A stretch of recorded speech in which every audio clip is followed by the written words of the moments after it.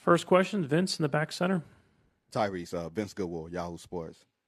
When Miles, since the day he got here, pretty much he's been in trade rumors. And when you got here for Sabonis, it kind of opened things up for him in a way. Can you almost speak to knowing what it's like kind of to be in his shoes and what he has meant to you, your sort of tandem since you guys have gotten here and risen through the East? Yeah, I can't really speak on knowing what it's like to be in his shoes, honestly. I think since I've gotten here, he was hurt when I got here.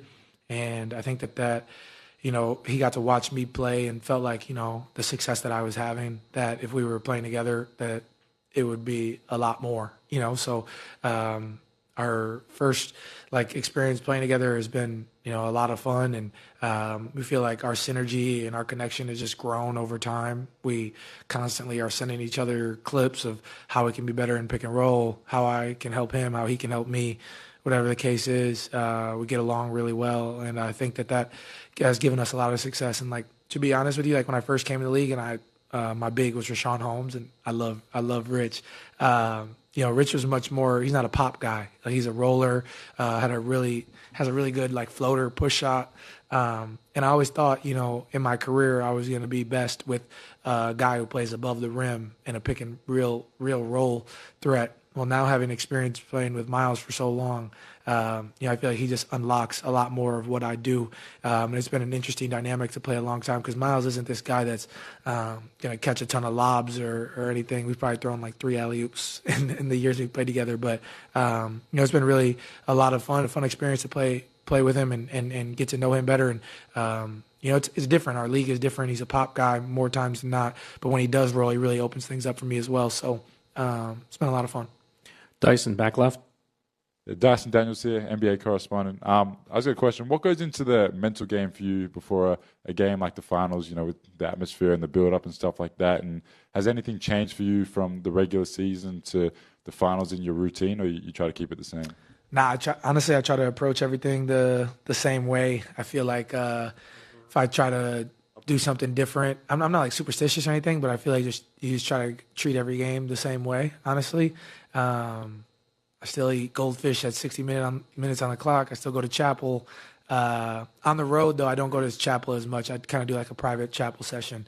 That's really the only thing that I change. But, everything's pretty much the same. Just try to treat it the same because the minute that I try to switch it up or put more pressure on myself or our group than there really is or then that needs to be applied, then I feel like guys can, get nervous or whatever the case is. Let's just be loose, play basketball.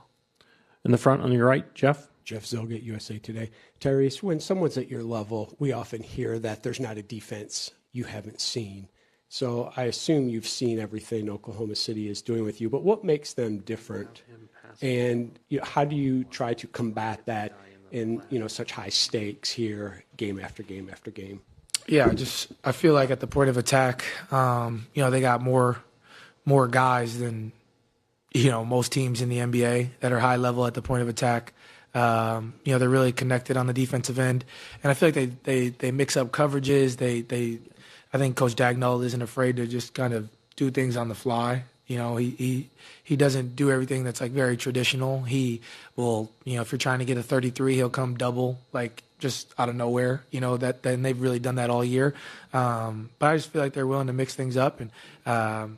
I think the biggest thing is just personnel. Their personnel is different than everywhere else. But, I think playing 2 games against these guys is really good. It gives me more film to watch, see where I can be better. Feel like I haven't been great by any means through the first 2 games. So, I'm just trying to take what I can to prepare me for game 3 and just trying to be the best version of myself. So just keep watching film, see where I can get better. The answers always lie in the film. Dustin, up front. Hey, Ty. Keep going on that note, just how important is off-ball execution in these guys? Just to try to keep the swarming of the defense out of the paint.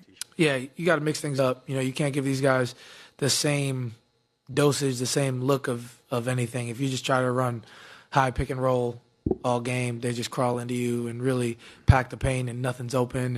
And so there's got to be a mix of things. Got to be off the ball, got to be playing off the pitch, got to be coming off ball screens, got to be you can't run the same thing consistently against these guys. You got to mix it up. So we got to do a much better job of that. I felt like I probably got caught in too many high pick and rolls, where they could really pack it in, and then we're getting shots late against the clock, especially in the first half of both games. So, we got to do a better job there, and that starts with me just getting us in better positions, playing out of different spots, all those things. So, definitely got to mix it up against these guys.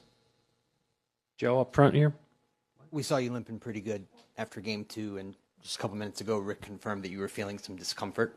Where are you feeling discomfort? What happened? And I assume you're good to go for game 3, but just if you could tell us what's going on. Yeah, I'm fine. Really just a lower leg thing. I'll leave it at that. I don't think there's anything more to elaborate. I feel fine, and I'll be ready to go for game 3. Jamal up front. Tyrese, you and Rick, I think, have both talked about after the trade, you guys had a dinner. Rick basically put the ball in your hands. That's not always come easy for him, or been sort of his ethos. Just what do you remember about that conversation, and to have a coach give you that kind of confidence and trust? Like, what did that mean to you? Yeah, I think when he told me that he didn't want to call. Well, really, the first dinner we ever had was when I first got traded here. Me, Buddy, Tristan, and him at Prime 47, and that was just more getting to know us, more things than not.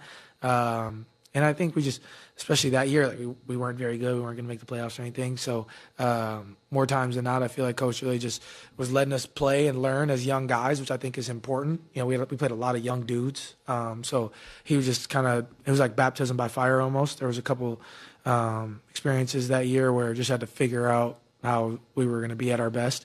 And then going into the following year, before training camp, he met with me and said that he didn't want to call plays anymore. And I was surprised because I know what the conversation around Coach was, especially from players and point guards specifically.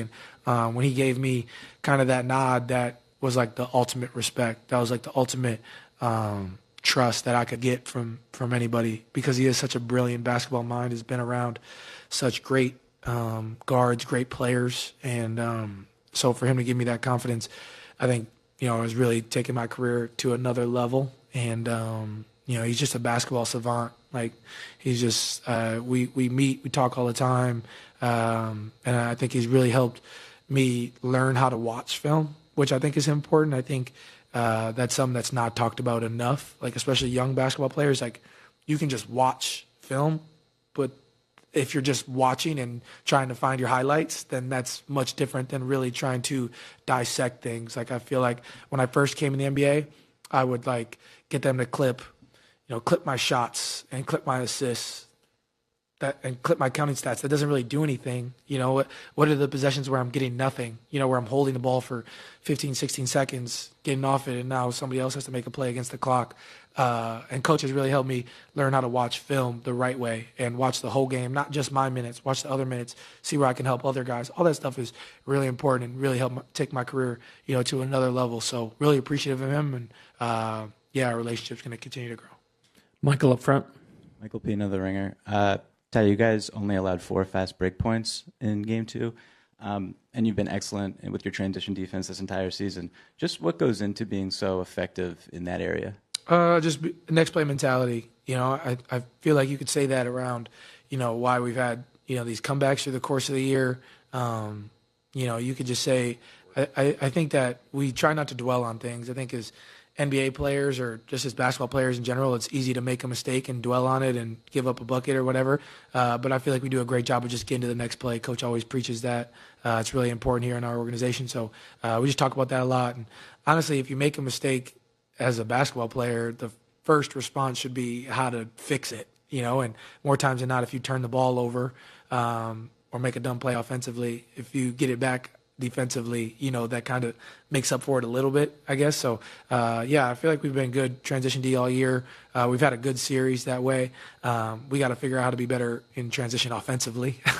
We got to figure that out as well. But I think we're doing a great job. Guys have taken charges. We've really hustled back and made them have to play, get back into actions and things. So I don't think there's really a scheme or anything. It's just that next play mentality that's important. Thank you, Tyrese. Appreciate it.